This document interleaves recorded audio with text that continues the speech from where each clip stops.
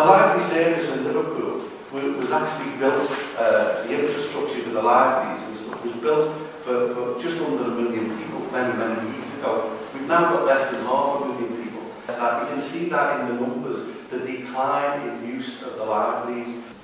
I wasn't elected to make cuts. I was actually given the choice, either set in the legal budget or set a legal budget, because the money's been taken away from me. I would reject this document out of hand, because it's flawed. It doesn't deal with the real issues.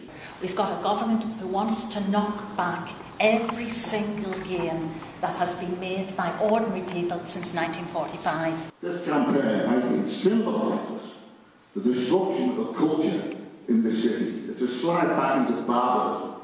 I'll put it in those terms, because libraries are not some place just to go and read. It's a cultural facility. Why should a place that was a city of culture turn into a city of Philistinism?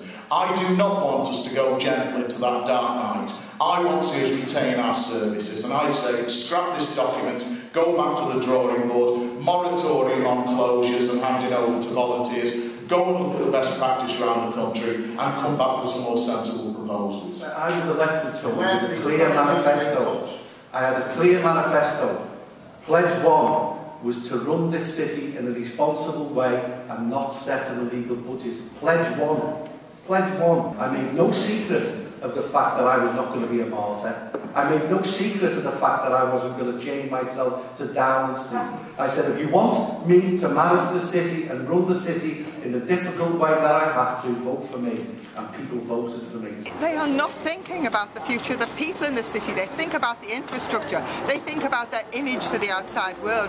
Do they think about where children are going to learn to love books, where they're going to learn to love information, learning? I'm now bringing the meeting to a close. So is the recommendation in the report agreed, and we'll come back with the final report after the 4 weeks consultation?